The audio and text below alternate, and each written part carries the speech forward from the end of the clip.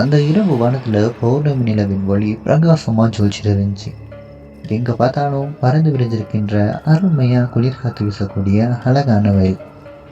பல ஏக்கர் பறந்திருந்த அந்த வயல்ல அந்தந்த நிலத்துக்கு சொந்தமானவங்க எல்லாரும் அறுவடையை முடிச்சிருந்தாலும் 4 ஏக்கர் நிலம் மட்டும் வச்சிருந்த கண்ணப்பன் இன்னும் அறுவடையை முடிக்கல. தன்னோட குடும்ப ஜோசியர் குறிச்சு வச்ச நாள் நாளைக்கு தான் அப்படின்றதுக்காக நாளைக்கு வரைக்கும் காத்திருந்தான் கண்ணப்பன். இரவு நேரத்துல எந்த விலங்கும் தன்னோட பயிரை நாசமாக்கிட கூடாது அப்படின்றதுக்காக பறந்து விரிஞ்சிருந்த அந்த வயல்ல தன்னந்தனியா அன்னைக்கு ராத்திரி அங்க இருக்கிற கொட்டகையிலையும் தங்கினான் கண்ணப்பன். ஒரு மாதிரி அறுவடை காலமும் வந்துருச்சு. இன்னும் ஒரு நாள் தான் இருக்கு. நாளைக்கு இந்த அறுவடையை முடிச்சிடலாம். இப்படி நினைச்சுக்கிட்டே கண்ணப்பா கொட்டகையில் அமர்ந்திருக்க வெளியில சர்ன்னு ஒரு சத்தம். என்னன்னு பார்த்தா பயங்கரமா இடி சத்தத்தோட மழை வர ஆரம்பிச்சிருச்சு. கண்ணப்பாவுக்கு ஒரே கவலை. இதே மாதிரி மழை இன்னும் அரை மணி நேரத்துக்கு பெஞ்சா கூட என்னோட பயிர் மொத்தமும் வீணாயிடுமே, அதுக்குள்ள மழையை திறந்து விடணும். இப்படி யோசிச்சுட்டு இருக்க அந்த இடத்துக்கு சம்மதமே இல்லாத ஒரு சத்தம். கண்ணாடி வளையலும் கால் குலுசும் மெல்ல மெல்ல ஒலிக்கிற சத்தம் கண்ணப்பாவின் காதுக்குள்ள விழுது. வெறும் 5க்கு 5 மட்டுமே இருக்கிற அந்த கொட்டகையில அவனுடைய பெருமூச்சு சத்தமும் இன்னும் பலமா கேட்க ஆரம்பிக்குது.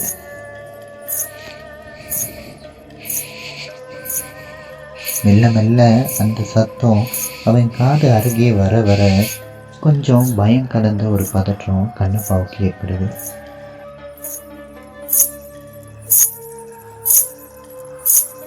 திடீர்னு அந்த சத்தமும் நிக்குது. யோசித்தபடியே கண்ணப்பா, என்னாச்சு, எனக்கு தான் அப்படி தோணுதா இல்ல, இப்படி நினைச்சுக்கிட்டே கண்ணப்பா மெல்ல எந்திரிக்கிறான்.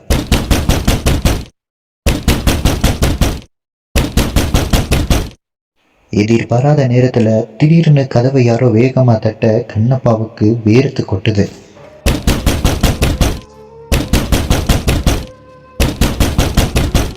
இந்த நேரத்துல யார் இப்படி கதவை தட்டுறது அப்படின்ட்டு ஒரு பதற்றமான சூழ்நிலையில கண்ணப்பா மெதுவா போயிட்டு அந்த கதவை திறக்கிறான். ஒரு நிமிஷம் அவனோட கண்ணை அவனாலேயே நம்ப முடியல. அவ பார்த்த காட்சி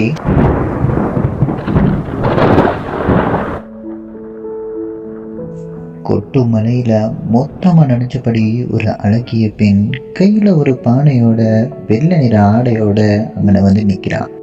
ரொம்ப மழையா இருக்குதுங்க, மழை நிற்கிற வரைக்கும் நான் இன்னும் கொஞ்ச நேரம் தங்கிக்கலாமா, மழை நின்றதும் நான் போயிடுவேன். கண்ணப்பா ரொம்ப கண்ணியமான ஆண்மகன் தான். ஆனால் நல்லா நனைஞ்சிருந்த அந்த பொண்ணை பார்த்ததுமே கொஞ்சம் தடுமாறி போனான்னு தான் சொல்லலாம்.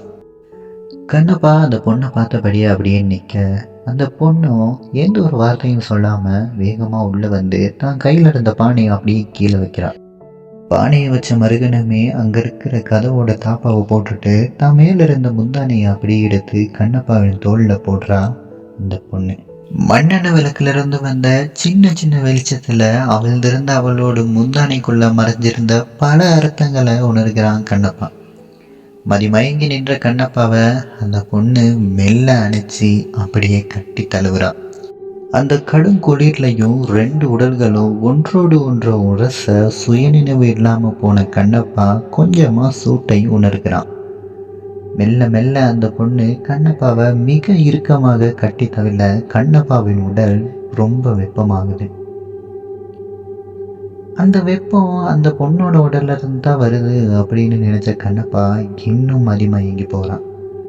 தன்னிலை அறியாம இருக்கிற கண்ணப்பாவோட காதுல எப்படி ஒரு சத்தம் திடீர்னு கேட்க ஆரம்பிக்குது.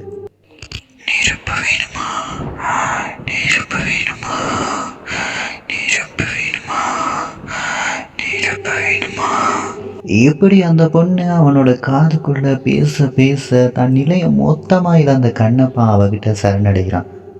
அந்த சமயம் ஏதோ கருகிய பாடம்னு அவளுக்கு வீச ஆரம்பிக்குது. அதே நேரம் கரிய புகை அவனை மொத்தமா சூழ்ந்துகிட்டு இருக்கு. இந்த சமயம் வெளியில பயங்கர சத்தத்தோட ஒரு இடி இடிக்க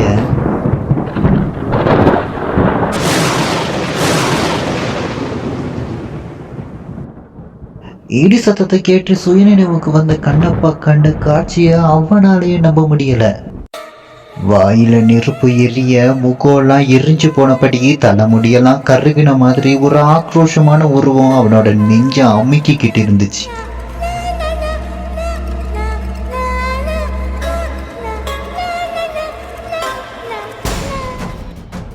கண்ணப்பாவால மூச்சு கூட விட முடியல. என்ன பண்றதுன்னு தெரியாம கை கெட்டின தூரத்துல இருந்த மண்ணெண்ணெய் விளக்கு எடுத்து அப்படியே அந்த கோரமான உருவத்தின் தலையில உடைக்கிறான் கண்ணப்பா. ஆனா அந்த உருவமோ தன் பாய் அக்கலை விரிச்சு கண்ணப்பாவை பார்த்து இழிக்க ஆரம்பிச்சது.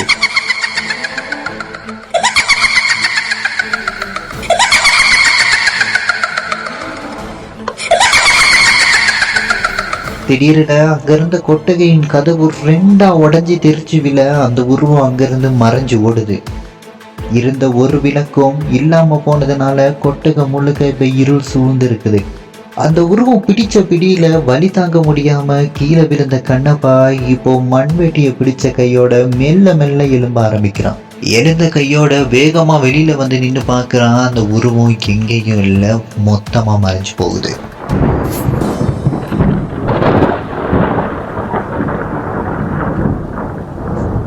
மழை ஆரம்பத்துல இருந்ததை விட இப்போ அதிகமா பெய்ய ஆரம்பிச்சிருச்சு. இன்னும் கொஞ்ச நேரம் விட்டாலும் மொத்த பயிரும் வீணாகிடும். அதுக்குள்ள எப்படியாவது போயிட்டு வரப்ப வெட்டணும். ஆனா அந்த கோர உருவம் எங்க போனுச்சுன்னு தெரியல. திரும்ப வருமானு தெரியல, வந்தா திரும்ப என்ன பண்ணணும் தெரியல. என்ன ஆனாலும் பரவாயில்ல, என்னோட பயிரை நான் தான் காப்பாற்றணும். இப்படி நினைச்சுக்கிட்டு வேகமா நடந்து போய் வரப்ப வெட்ட ஆரம்பிக்கிறான் கண்ணப்பா. இப்படி அவன் மண்ணை வெட்டும்போது ஒரு உருவம் அதுக்கு தடையா மாறி நிக்குது. மண்ணை வெட்ட வெட்ட திரும்பவும் அதே இடத்துல போயிட்டு நிக்குது. கண்ணப்பாவுக்கு ஒண்ணுமே புரியல. அவன் வெட்ட வெட்ட மண் இன்னும் நிரம்பிக்கிட்டே இருக்குது. என்னாச்சுன்னு தெரியாம அப்படியே மேல நிமிர்ந்து பார்க்க வாயில நெருப்பு எரிஞ்சபடி அதே உருவம் கண்ணப்பா முன்னால வந்து சிரிச்சுக்கிட்டு நிக்குது.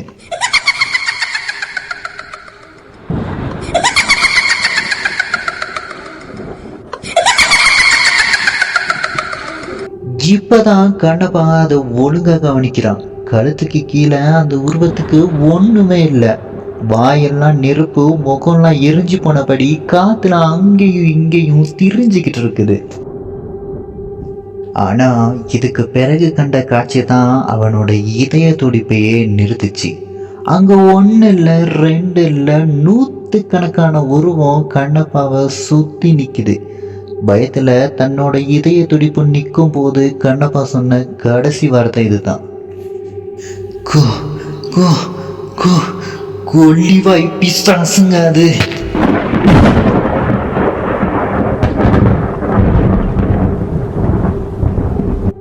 அந்த அதிர்ச்சியிலேயே கண்ணப்பா அங்கே இறந்து போக இந்த நாட்டுப்புற கதை இதோட முடியுது.